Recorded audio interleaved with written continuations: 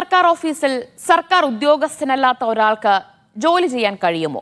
അതും ഉദ്യോഗസ്ഥരുടെ കമ്പ്യൂട്ടർ ഉപയോഗിച്ച് അവരുടെ പാസ്വേഡ് മുഖേന പ്രവർത്തനങ്ങൾ നടത്താൻ സാധ്യമല്ല എന്നായിരിക്കും എല്ലാവരുടെയും മറുപടി. എന്നാൽ മോട്ടോർ വാഹന വകുപ്പിന് കീഴിലെ തിരൂരങ്ങാടി സബ് RTO ഓഫീസിൽ സർക്കാർ ഉദ്യോഗസ്ഥനല്ലാത്ത ഒരാൾ ജോലി ചെയ്യുന്നുണ്ട്. അങ്ങനെയൊരാൾ ഓഫീസിൽ സ്ഥിരമായി എത്തുന്നതിന്റെയും ജോലി ചെയ്യുന്നതിന്റെയും ദൃശ്യങ്ങൾ മീഡിയ വൺ പുറത്തുവിടുകയാണ്. മോട്ടോർ വാഹന വകുപ്പിലെ ക്രമക്കേടുകളെക്കുറിച്ച് മീഡിയ വൺ പരമ്പരയും ഇതോടൊപ്പം തുടങ്ങുന്നു. അടിമുടി അഴിമതി.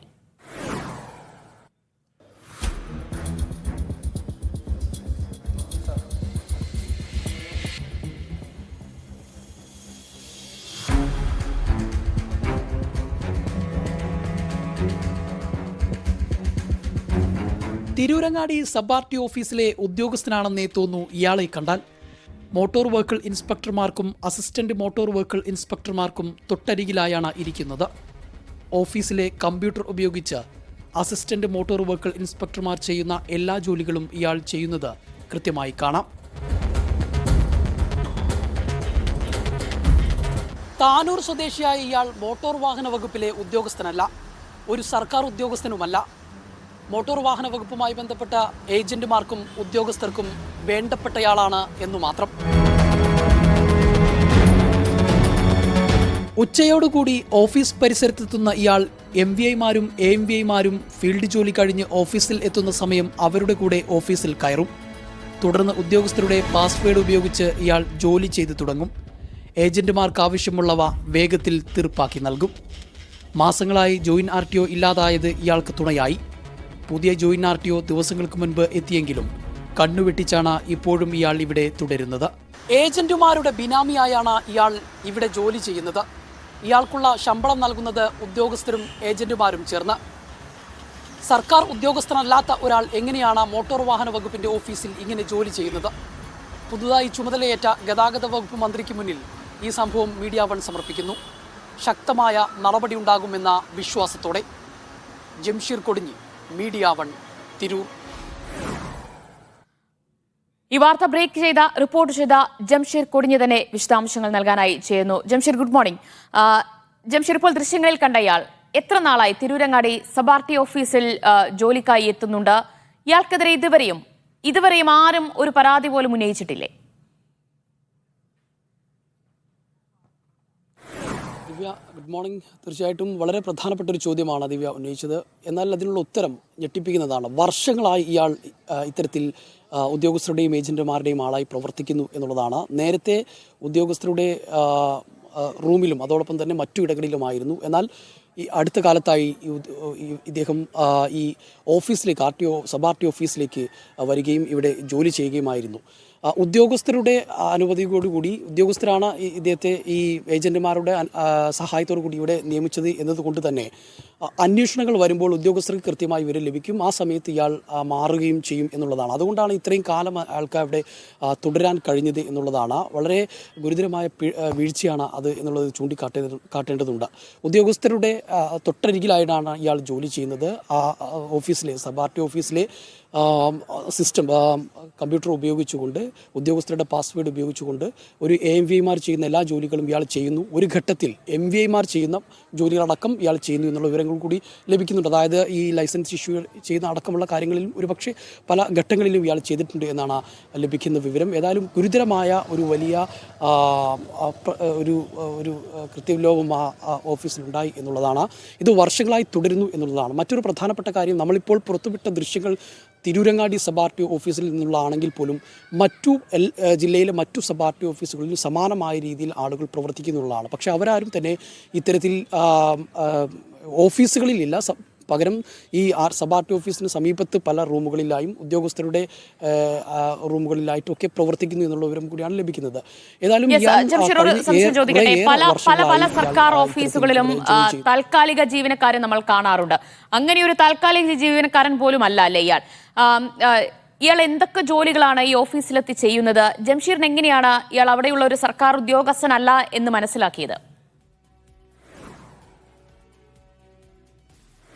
തീർച്ചയായിട്ടും ഇയാൾ സർക്കാർ ഉദ്യോഗസ്ഥനോ അല്ലെങ്കിൽ താൽക്കാലിക നിയമനമോ അല്ല, വർഷങ്ങളായി ഇവിടെ ജോലി ചെയ്യുന്ന ആളാണ് എന്നുള്ളത് ഈ ഈ ആ, അതായത് ഇവിടെ പ്രവർത്തിക്കുന്ന ചില ഉദ്യോഗസ്ഥരിൽ നിന്ന് തന്നെയാണ് നമുക്ക് ലഭിച്ചത്. അതായത് ഇവിടെ ഇതിന് കൂട്ടുനിൽക്കാത്ത ചില ഉദ്യോഗസ്ഥർ കൂടിയുണ്ട്. അവരെ ഇത്തരം പ്രവൃത്തികളിൽ നിന്ന്, അതായത് ഇപ്പം ഫിറ്റ്നസ് അടക്കമുള്ള പ്രവൃത്തികളിൽ നിന്ന് മാറ്റി നിർത്തപ്പെടുന്ന ഒരു സാഹചര്യം കൂടിയുണ്ട്. അതായത് വിരലെണ്ണാവുന്ന ഒന്നോ രണ്ടോ ഉദ്യോഗസ്ഥർ ഇത്തരത്തിൽ പല ഓഫീസുകളിലും ഇത്തരത്തിൽ ചില ഉദ്യോഗസ്ഥർ ഇത്തരം അഴിമതികൾക്ക് കൂട്ടുനിൽക്കാത്തവരുണ്ട്.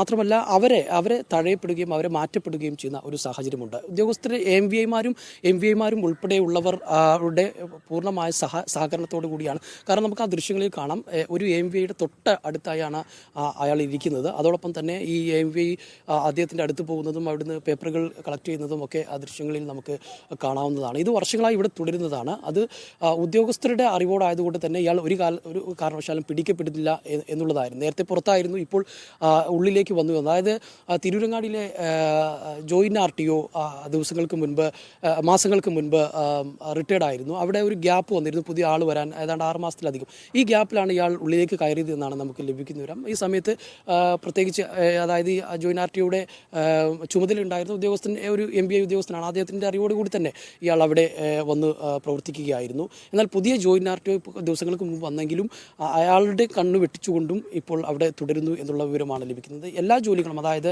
ഈ ഫിറ്റ്നസ് എൻട്രി ചെയ്യുക, അതുപോലെ ആക്സിഡൻറ്റ് കേസുകൾ തുടങ്ങി ഒരു MVI ചെയ്യുന്ന എല്ലാ കേസുകളും ഇയാൾ ചെയ്യുന്നു, എല്ലാ പ്രവർത്തനങ്ങളും ചെയ്യുന്നു. അതിലേറ്റവും ഗുരുതരമായ മറ്റു കാര്യം, പല ഘട്ടങ്ങളിലും MVIമാർ ചെയ്യുന്ന ഈ ലൈസൻസ് ഇഷ്യൂ ചെയ്യുന്ന അടക്കമുള്ളവയിലും ഇയാൾ ഇടപെടൽ നടത്തുന്നുണ്ട് എന്ന് മാത്രമല്ല, ഈ ഏജന്റുമാർക്ക് വേണ്ടി പ്രത്യേകമായി പരിഗണന നൽകുന്നു എന്നുള്ള ഏജന്റുമാരുടെ ആളാണ് ഇയാൾ. ഏജന്റുമാരുടെ സഹായത്തോടെയാണ് ഈ ഉദ്യോഗസ്ഥർ ഇയാളെ അവിടെ വെച്ചിട്ടുള്ളത്. ഇയാൾക്കുള്ള ശമ്പളം നൽകുന്നതും ഏജന്റുമാരും ഈ ഉദ്യോഗസ്ഥരും കൂടി ചേർന്നാണ്. അതിനുള്ള പണം കൂടി അധികമായി അവർ വാങ്ങുന്നുണ്ട് എന്നുള്ള വിവരമാണ് ലഭിക്കുന്നത്. ഇത്തരത്തിൽ ഏജന്റുമാർക്ക് വേണ്ട കാര്യങ്ങൾ വളരെ വേഗത്തിൽ ചെയ്തു കൊടുക്കുന്നു എന്നുള്ള, അതായത് ജംഷീദ്, കൃത്യമായി പറഞ്ഞാൽ ഏജന്റുമാരുടെയും അവിടെയുള്ള ഉദ്യോഗസ്ഥരുടെയും ഇടയിൽ പ്രവർത്തിക്കുന്ന ഒരു ഇടനിലക്കാരൻ അല്ലെങ്കിൽ ഒരു ബിനാമിയാണ് ഇയാൾ എന്ന് നമുക്ക് ഉറപ്പിച്ചു പറയാമല്ലേ? തീർച്ചയായിട്ടും അങ്ങനെ തന്നെ പറയേണ്ടിയിരിക്കുന്നു. അതായത് ഏജന്റുമാരുടെയും ഉദ്യോഗസ്ഥരുടെയും ബിനാമിയായിട്ടാണ് ഇയാൾ അവിടെ പ്രവർത്തിക്കുന്നത് എന്നുള്ളതാണ്. വലിയൊരു തുക ഇയാൾ ശമ്പളമായി വാങ്ങുന്നു, ഉദ്യോഗസ്ഥരിൽ നിന്നും ഏജന്റുമാരിൽ നിന്നുമായിട്ട് വാങ്ങുന്നു എന്നുള്ളതാണ്. ഈ തിരൂരങ്ങാടി സബ് RTO ഓഫീസിനെ കുറിച്ച് ഗുരുതരമായ ആരോപണങ്ങൾ, ഇവിടെ ഫിറ്റ്നസ് നൽകുന്നതും അതുപോലെ മറ്റു കാര്യങ്ങളിലൊക്കെ വലിയ പണം നൽകിയാൽ അത് പെട്ടെന്ന് ചെയ്തു നൽകാം എന്നുള്ള ഒരു സാഹചര്യമുണ്ട് എന്നുള്ളത്. അതുകൊണ്ട് തന്നെ മറ്റു പലയിടങ്ങളിൽ നിന്നും വാഹനങ്ങളുടെ ഫിറ്റ്നസ് എടുക്കാൻ തിരൂരങ്ങാടിയിലേക്ക് ആളുകൾ വരുന്നുണ്ട് എന്നുള്ളതാണ്. ഇതുമായി ബന്ധപ്പെട്ട് ട്രാൻസ്പോർട്ട് കമ്മീഷണറുടെ പ്രത്യേക സ്ക്വാഡായ TC സ്ക്വാഡ് ഇത്തരത്തിലുള്ള ഗുരുതരമായ പിഴവുകൾ കണ്ടെത്തുകയും പല ഉദ്യോഗസ്ഥർക്ക് നടപടികൾ നേരിടേണ്ടി വരികയും ചെയ്തിട്ടുണ്ട്.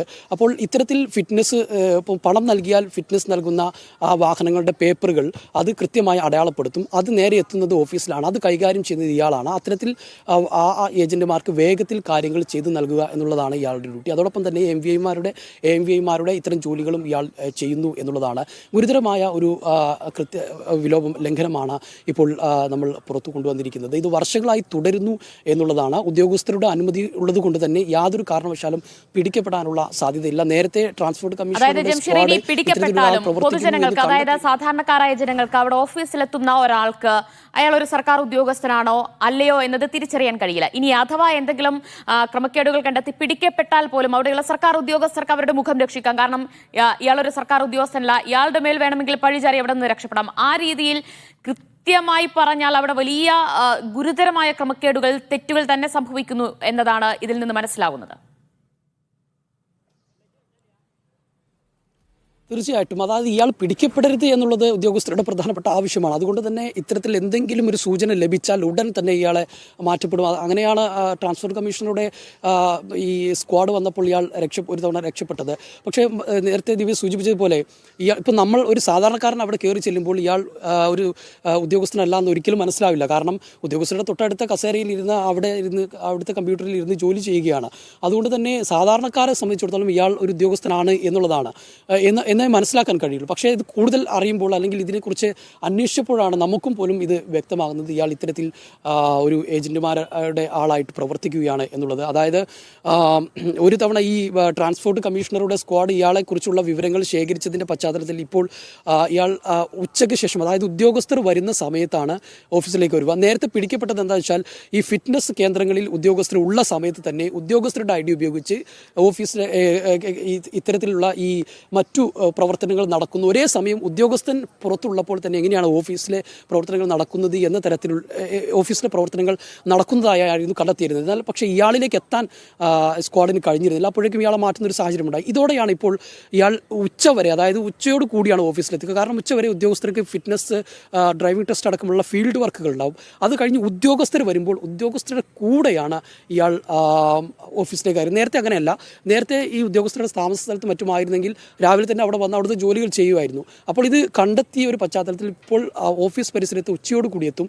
ഉച്ചയ്ക്ക് ഓഫീസ് പരിസരത്ത് എത്തി ഉദ്യോഗസ്ഥർ വരുന്നവർക്ക് ഉദ്യോഗസ്ഥരുടെ കൂടെയാണ് പിന്നീട് ഇയാൾ ഓഫീസിലേക്ക് കയറുന്നത്. തുടർന്നാണ് ഇത്തരത്തിലുള്ള ജോലികളിൽ ഇയാൾ വ്യാപൃതനാകുന്നത് എന്നുള്ളതാണ്. ഗുരുതരമായ ആരോപണങ്ങളാണ് ഇയാൾക്കെതിരെ ഉയരുന്നത്. വർഷങ്ങളായി ഇയാൾ തുടരുന്നു എന്നുള്ളതും ഏറ്റവും പ്രധാനപ്പെട്ട ഒരു കാര്യമാണ്. ഇത്രയേറെ കാലം എങ്ങനെ ഇയാൾ ഇവിടെ ഒരു സർക്കാർ ഓഫീസിൽ ജോലി ചെയ്തു എന്നുള്ളതാണ് ഏറ്റവും പ്രധാനപ്പെട്ട മറ്റൊരു ചോദ്യം.